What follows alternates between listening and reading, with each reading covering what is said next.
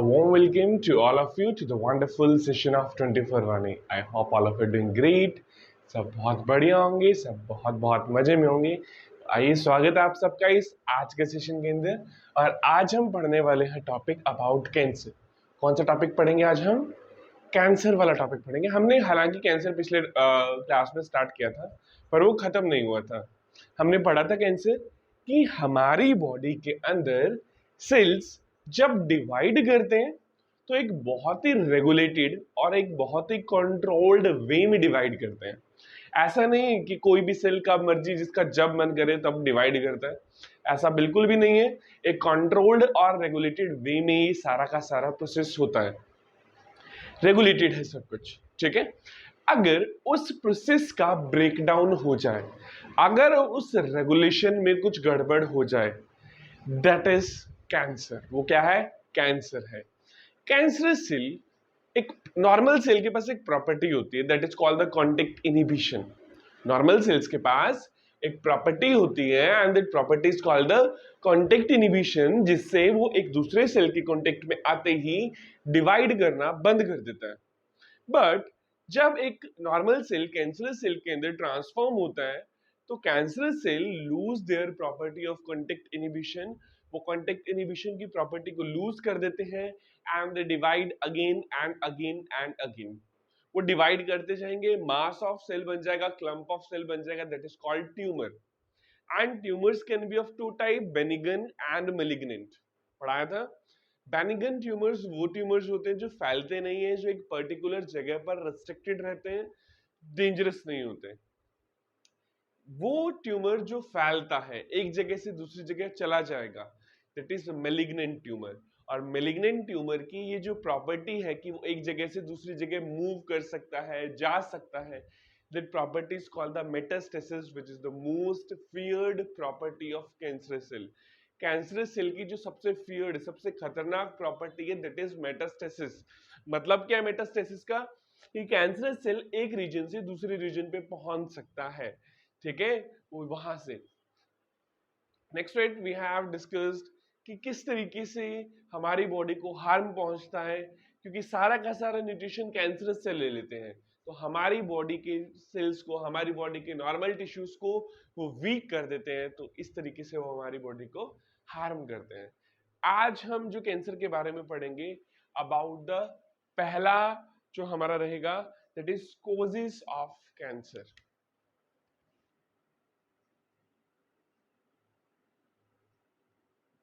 Causes of cancer के बारे में बात करेंगे। तो सबसे पहले कॉजेज की बात करते हैं।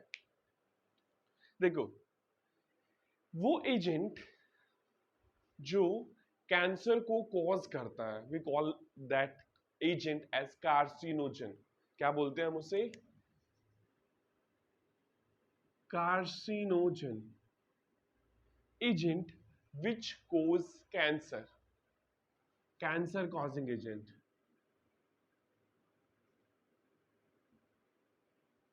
Cancer causing agent. और कैंसर कॉजिंग एजेंट को क्या बोला जाता है? कार्सिनोजन बोला जाता है। तो अगर हम एजेंट्स की बात करें तो हम इन कार्सिनोजेंस को बेसिकली तीन कैटेगरीज में डिवाइड कर सकते हैं। इन एजेंट्स को हम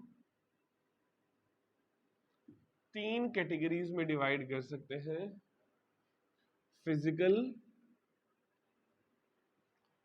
physical, chemical and biological. Physical, chemical and biological. तो the very first thing is physical. Physical agent जो कैंसर को कोज करते हैं। Second category chemical and third category biological.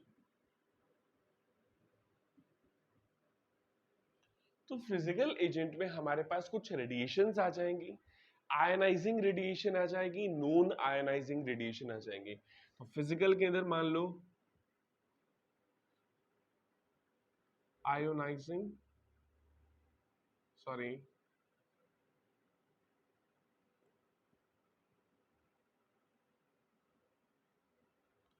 Ionizing radiation. अगर हम आयोनाइजिंग रेडिएशन की बात करें तो यहां पे हमारे पास एक्स रेज आ जाएगी, गामा रेज आ जाएगी।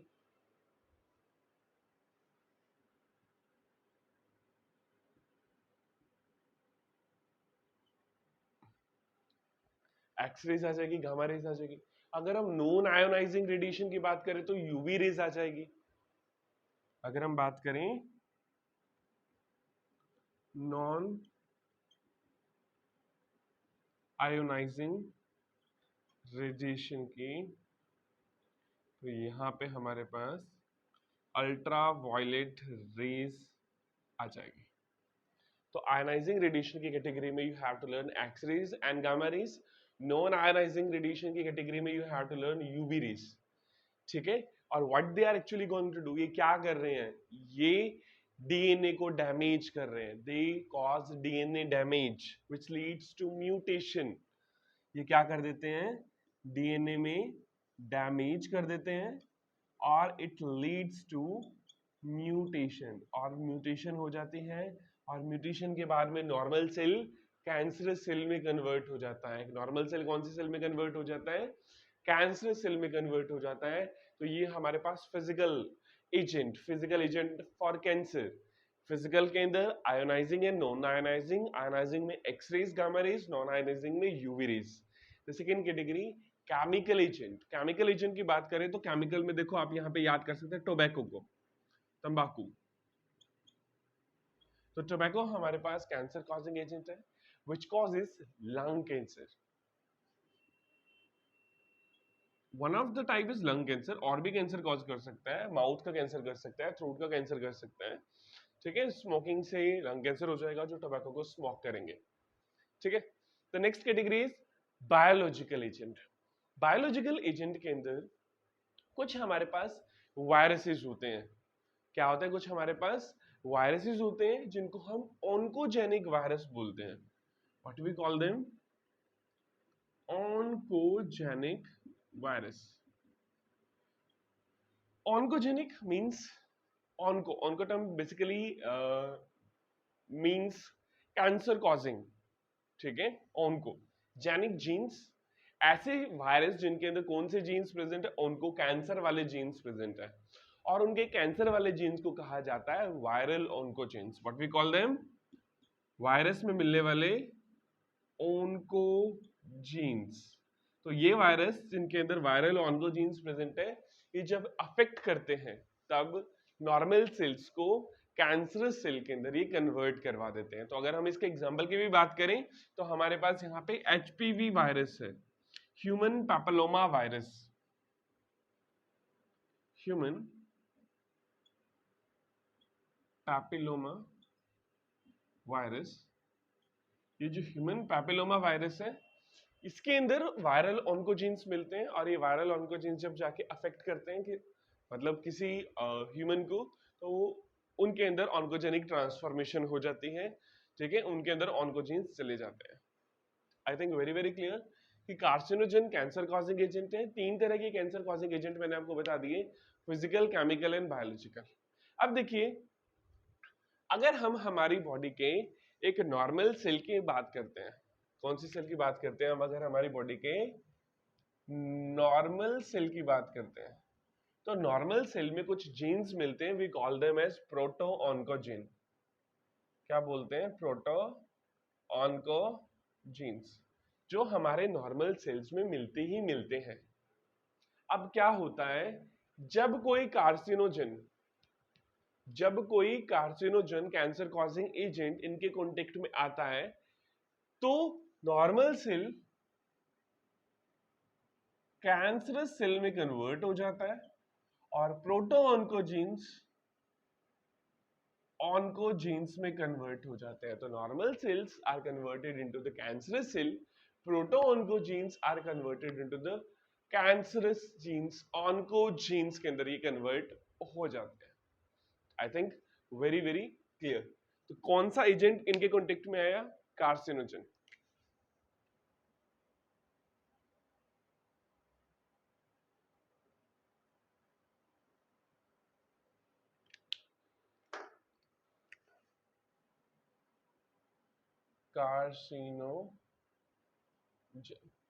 कार्सिनोजन के कॉन्टेक्ट में आने के बाद में नॉर्मल सेल के प्रोटो ऑन्कोजीन्स कौन से जीन्स में कन्वर्ट हो जाएंगे, ऑन्कोजीन्स में कन्वर्ट हो जाएंगे, और oncogenes leads to transformation of normal cells into the cancerous cell, और किसके कॉन्टेक्ट में आने से, कार्सिनोजन के कॉन्टेक्ट में आने से। And the carcinogens we have discussed three types, are of three types, proto onco genes, sorry, physical, chemical and biological. I think very very clear. चलते हैं, इसको नोट कीजिए, फिर आगे मूव करते हैं।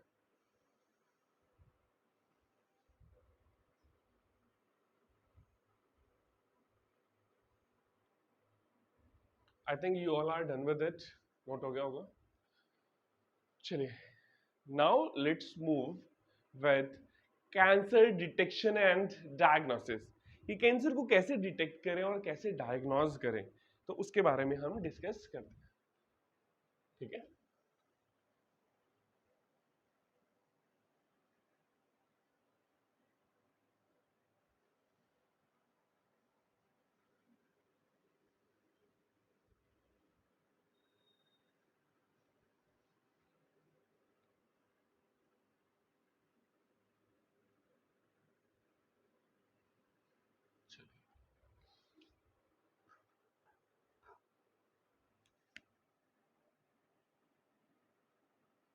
Cancer detection and diagnosis. Cancer को detect कैसे करेंगे और डायग्नोज कैसे करेंगे, तो देखो द वेरी फर्स्ट टेक्निक बहुत इजी है वैसे, ठीक है। फर्स्ट टेक्निक जिससे कैंसर को डिटेक्ट कर सकते हैं, डायग्नोज कर सकते हैं, दैट इज बायोप्सी और हिस्टोपैथोलॉजिकल एनालिसिस।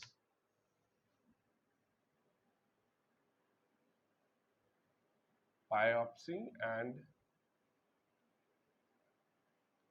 Histopathological analysis. क्या किया जाएगा इस टेक्निक में, ठीक है। जो सस्पेक्टेड टिश्यू है, माना गया कि इस पर्टिकुलर रीजन में कैंसर हो सकता है, ठीक है, तो वहां से एक पीस ऑफ सस्पेक्टेड टिश्यू लिया जाएगा, उस पीस को कट किया जाएगा, उसके थिन सेक्शंस किए जाएंगे, उसको स्टेन किया जाएगा, उसको अंडर द माइक्रोस्कोप एग्जामिन किया जाएगा। उसको एग्जामिन करना हिस्टोपैथोलॉजिकल एनालिसिस, टिश्यू काट के निकाल कर लेना बायोप्सी, उसको स्टडी करना under microscope, that is histopathological analysis. और कोई specialist related to this particular pathology, particular जो कैंसर को बहुत अच्छे से एग्जामिन कर सकता है, वही इसको डिटेक्ट करने के अंदर रोल प्ले करेगा। हर कोई नहीं देख सकता उसको, हर किसी को नहीं पता लगेगा कि वो कैंसर सेल है या नहीं है। So a piece of suspected tissue,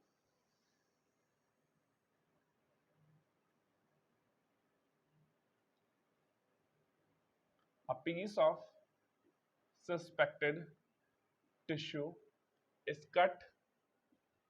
suspected tissue को क्या किया हमने, कट किया वहां से into thin sections,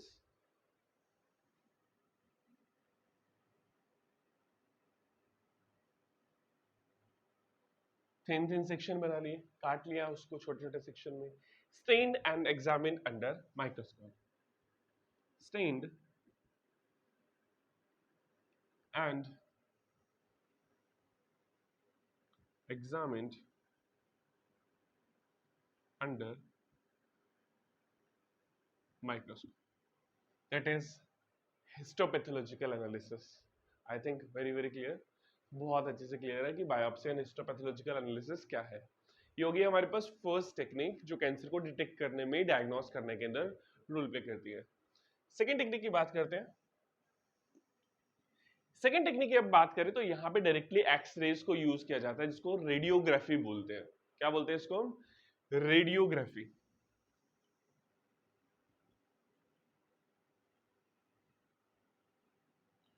एक्सरेज का यूज किया जाता है, 2D इमेज बनाई जाती है। क्या बनाई जाती है, 2D इमेज बनाई जाती है, ठीक है। तो रेडियोग्राफी, रेडियोग्राफी में किसको यूज करना है, एक्सरेज को यूज करना है, और एक्सरेज को यूज करके हमने क्या बनानी है, 2D इमेज बनानी है। क्या बनानी है हमने, 2D इमेज बनानी है, that is radiography. Third thing, सीटी। सुना होगा सीटी स्कैन आपने। नेक्स्ट है हमारे पास सीटी। सीटी की फुल फॉर्म क्या होती है? Computed tomography.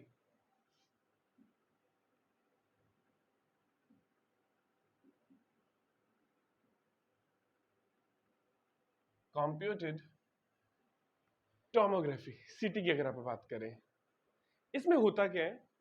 इसमें यूज ऑफ एक्सरेज ही होता है, यूज ऑफ एक्सरेज ही होता है।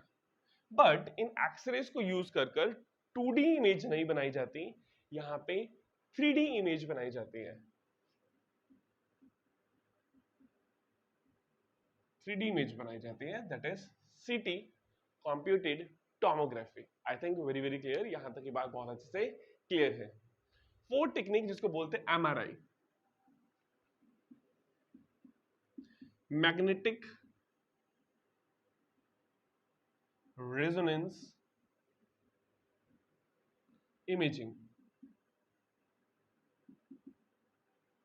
मैग्नेटिक रेजोनेंस इमेजिंग, इस पर्टिकुलर टेक्निक के अंदर strong magnetic field and non ionising radiation को यूज कर कर एक परफेक्ट तरीके से इमेज बनाई जाती है। बहुत ही सेफ टेक्निक है, बहुत ही एक्यूरेट टेक्निक है, बहुत ही अच्छी टेक्निक है।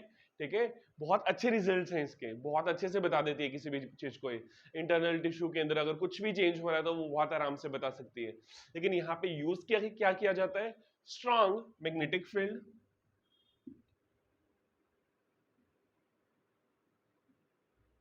स्ट्रॉन्ग मैग्नेटिक फील्ड को यूज किया जाता है यहाँ पे। And the second thing that is non ionising radiations.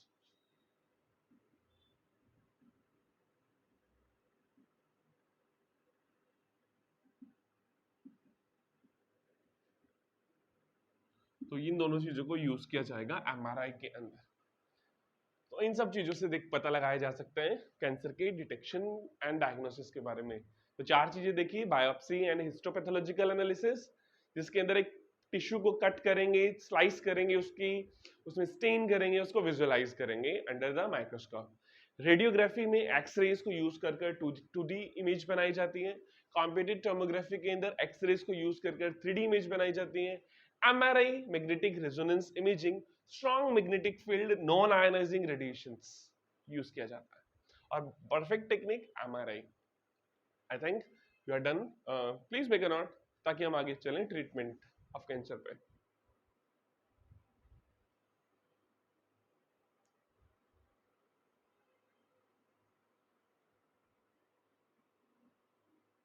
चलिए, I think you are done with it. तो नेक्स्ट पार्ट है हमारे पास, नेक्स्ट एंड लास्ट पार्ट है जो हमारे पास, दैट इज ट्रीटमेंट।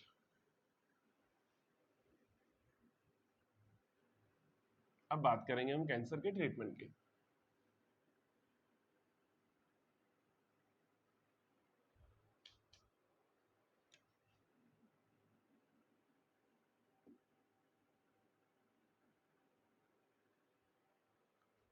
कैंसर की अगर हम ट्रीटमेंट की बात करें तो कैंसर के ट्रीटमेंट में सर्जरी, रेडियोथेरेपी, कीमोथेरेपी, इम्यूनोथेरेपी, अलग अलग चीजों को यूज किया जाता है। ठीक है, तो हम यहाँ पे क्या क्या यूज कर सकते हैं? यहाँ पे सर्जरी की जा सकते हैं। हालांकि होता तो ऐसा है कि सभी टेक्निक्स को मिलाकर सर्जरी भी की जाती है, कीमोथेरेपी भी की जाती है, ठीक है, रेडियोथेरेपी भी की जाती है। इनको मिलाकर कैंसर को शांत करने की कोशिश, ठीक करने की कोशिश की जाती है। ठीक है, तो सर्जरी कर सकते हैं, रेडिएशन थेरेपी कर सकते हैं,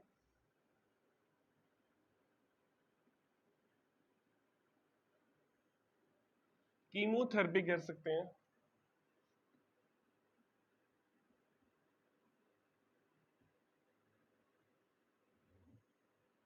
इम्यूनोथेरेपी कर सकते हैं।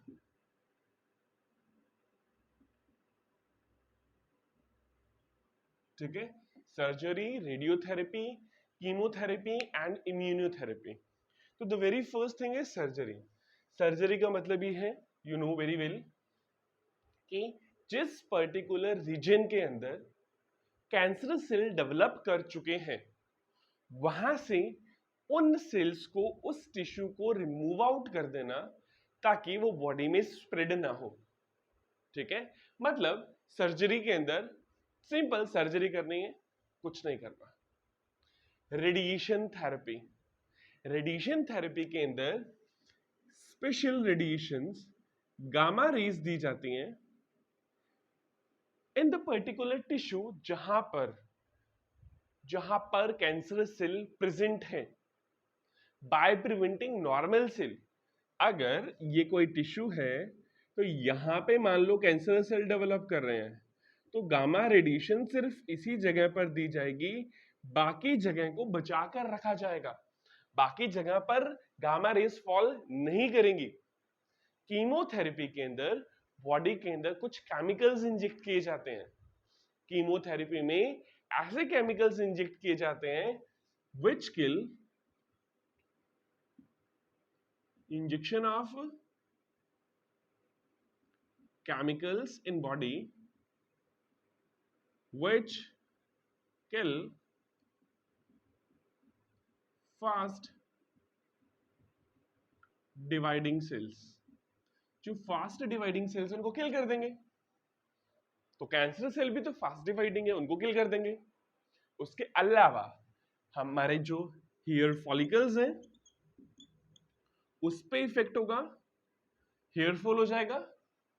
नेक्स्ट बोन मैरो पे इफेक्ट हो जाएगा, अनीमिया हो जाएगा, क्योंकि बोन मैरो के सेल्स भी फटाफट डिवाइड करते हैं, वहां पर भी ये ड्रग्स अपना इफेक्ट शो करते हैं। ठीक है, तो जिसकी वजह से कैंसर वाले पेशेंट के हेयर फॉलिकल्स निकल जाते हैं, हेयर फॉल हो जाता है एंड अनीमिया हो जाता है, ब्लड की डेफिशिएंसी हो जाती है। Next it is last part of it, that is immunotherapy. Immunotherapy के अंदर कुछ स्पेशल प्रोटीन्स डाले जाते हैं। ठीक है, तो अगर हम बात करें तो इम्यूनोथेरेपी के अंदर कुछ स्पेशल प्रोटीन का नाम याद रखना आपको, अल्फा इंटरफेरॉन। ये alpha interferons biological response modifiers होते हैं। What they are? Biological response modifier होते हैं। ये बायोलॉजिकल रिस्पॉन्स को मॉडिफाई कर देते हैं, बॉडी के रिस्पॉन्स को मॉडिफाई कर देते हैं, तेज कर देते हैं and they attack so that immune system can attack on tumor cell।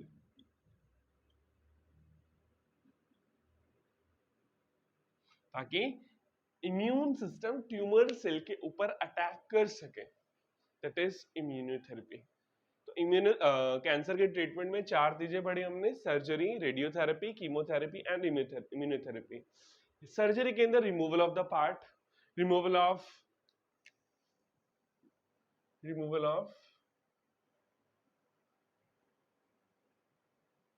Tumour by surgery,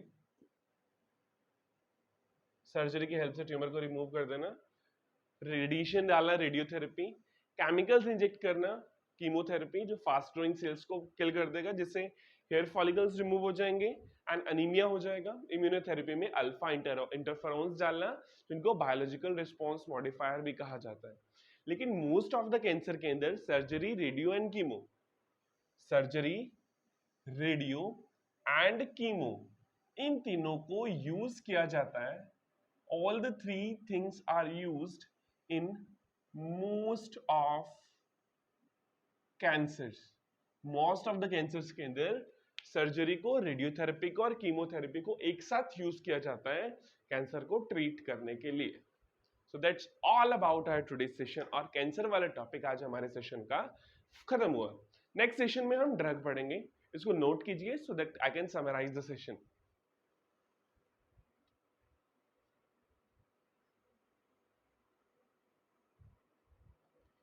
So let me summarize the session. What we have discussed about the causes of cancer, carcinogen जिनको बोलते हैं। Agent तीन तरह के, physical, chemical, biological. Proton को gene cancer carcinogen के contact में आने के बाद में ऑन्कोजीन में कन्वर्ट होता है। कैंसर के डिटेक्शन एंड डायग्नोसिस में biopsy, radiography, CT scan, MRI. Treatment के अंदर सर्जरी, रेडिएशन थेरेपी, इम्यूनोथेरेपी, ठीक है, एंड कौन सा रह गया, कीमोथेरेपी, ये सब थेरेपीज की जाती है, ठीक है। So that's all about today session. मिलते हैं नेक्स्ट सेशन में विद ड्रग्स पढ़ेंगे नेक्स्ट सेशन में। Till then stay safe, stay healthy and bye bye.